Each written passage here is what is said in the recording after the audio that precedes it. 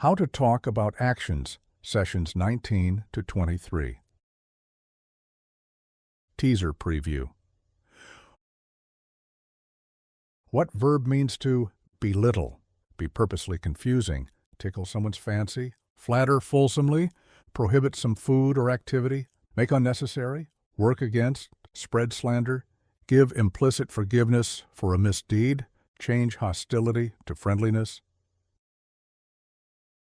Session 19.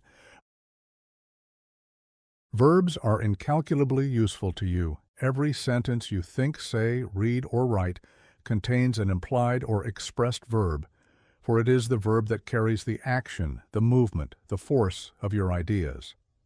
As a young child, you used verbs fairly early. Your first words, of course, were probably nouns, as you identified the things or people around you.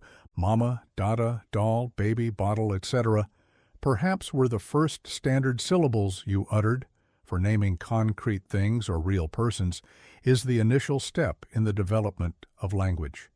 Soon there came the ability to express intangible ideas, and then you began to use simple verbs: go, stop, stay, want, eat, sleep, etc. As you gained maturity, your verbs expressed ideas of greater and greater complexity. As an adult, you can describe the most involved actions in a few simple syllables, if you have a good store of useful verbs at your command.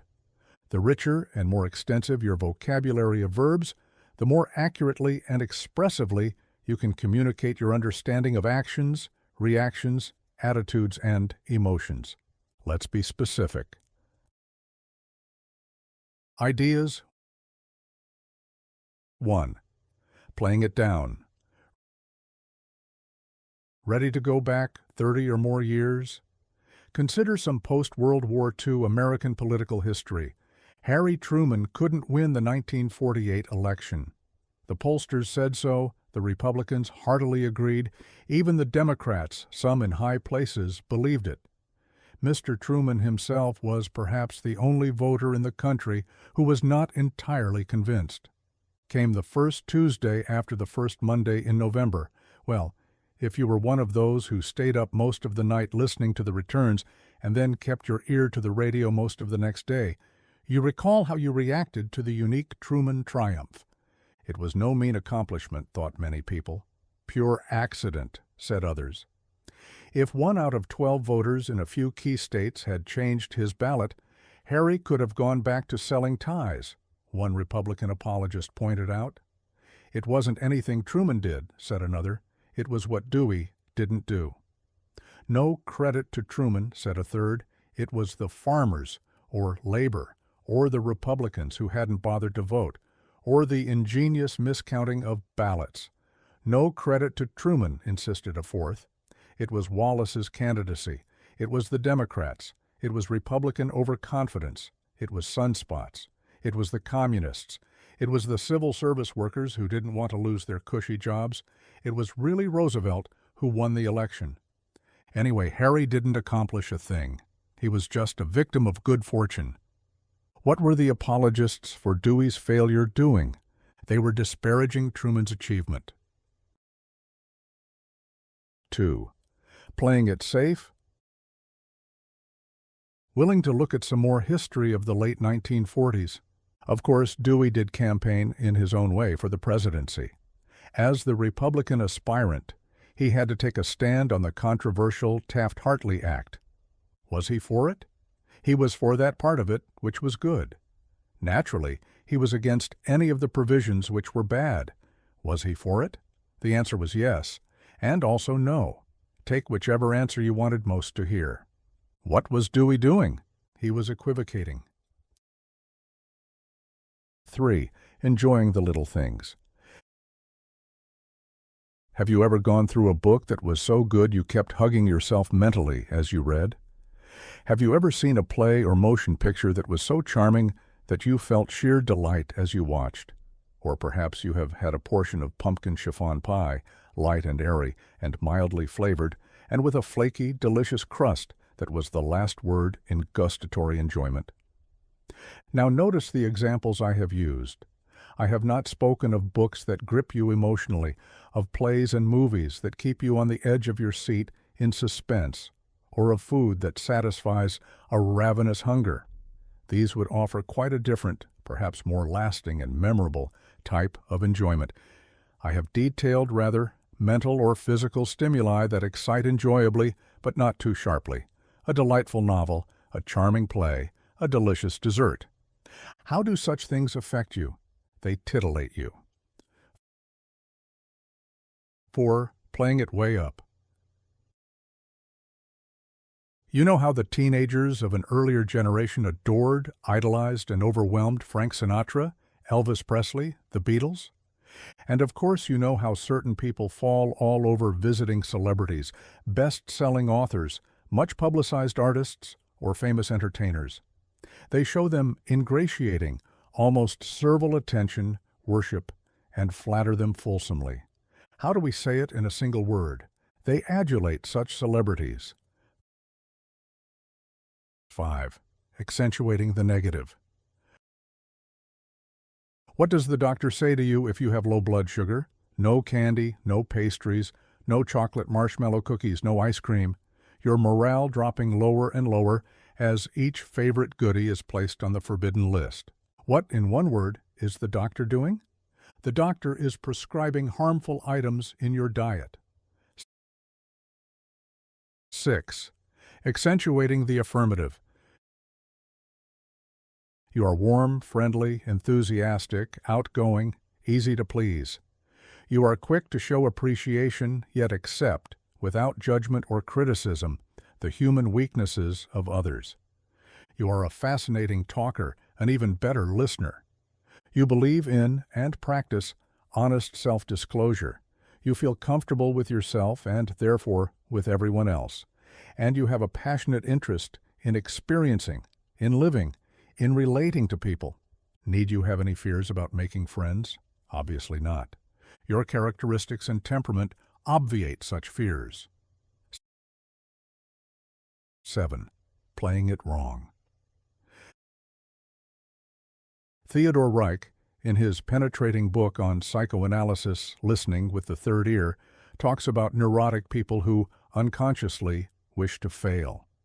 In business interviews, they say exactly the wrong words. They do exactly the wrong things. They seem intent, as unconsciously they actually are, on ensuring failure in every possible way, though consciously they are doing their best to court success. What effect does such a neurotic tendency have? It militates against success. 8. Playing it dirty. Harry? He's a closet alcoholic. Maud? She's sleeping around, and her stupid husband doesn't suspect a thing. Bill? He's embezzling from his own company. Paul? He's a child molester. Sally? You don't know that she's a notorious husband beater? What is this character doing? He's maligning everyone. 9. Giving the benefit of any doubt.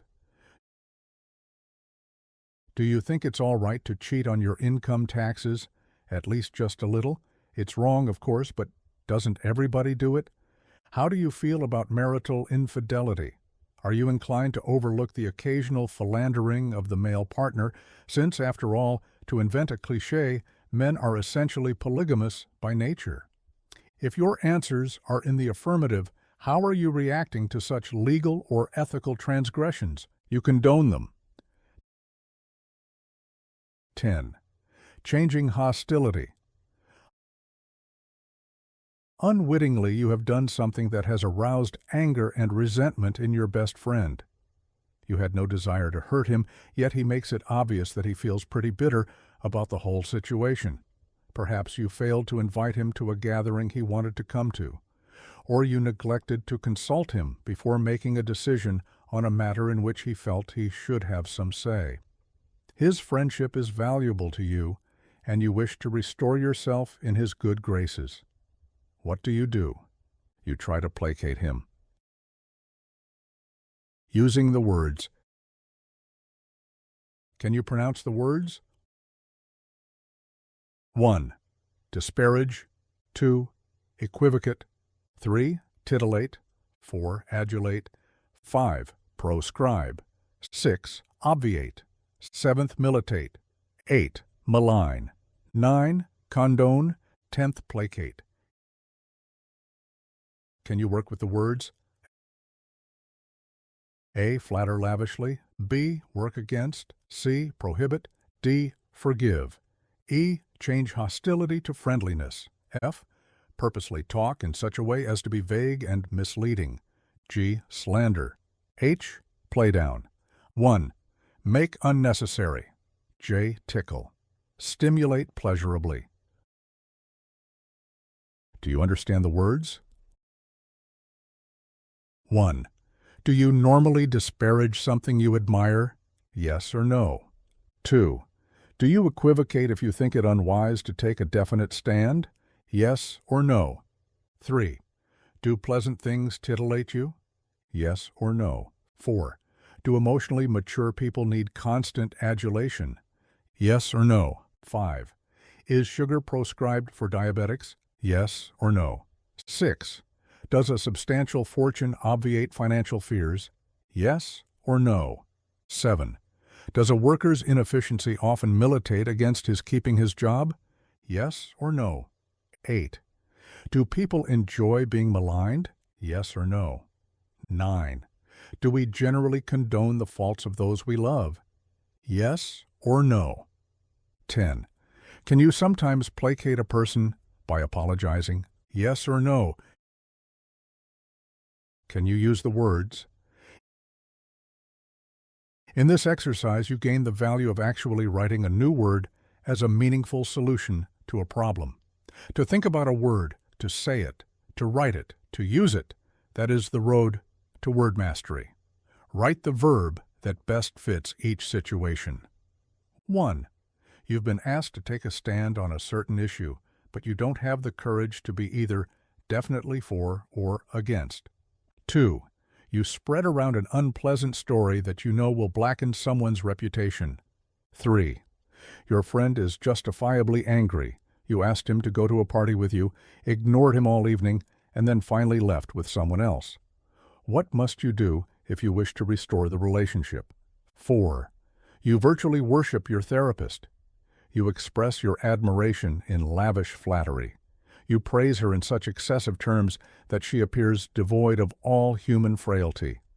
5. You are crowding 260 on the scales, so your doctor warns against high-calorie meals, rich desserts, second helpings, excessive carbohydrates, etc. 6.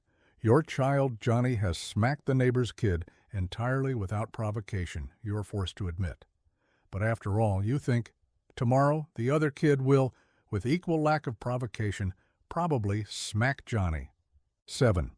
When your son, understandably expecting praise, mentions the 3 B's and 2 A's he earned in his courses, you respond callously, "Is that the best you can do? What stopped you from getting all A's?"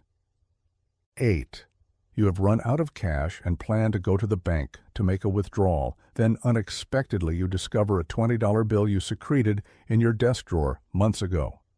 9. You are the soul of honesty, but unfortunately you have a sneaky, thievish, sinister look, and no one ever trusts you. 10. The centerfold of Playboy or Playgirl provides a mild and agreeable stimulation. Can you recall the words? 1. Change hostility into friendliness. 2. Make unnecessary. 3. Belittle. 4. Overlook or forgive a transgression. 5. Tickle, delight, stimulate pleasurably. 6. Spread malicious rumors about. 7. Purposely use language susceptible of opposite interpretations. 8. Act to disadvantage of. 9. Forbid. 10. Worship. Flatter fulsomely. End of Session 19.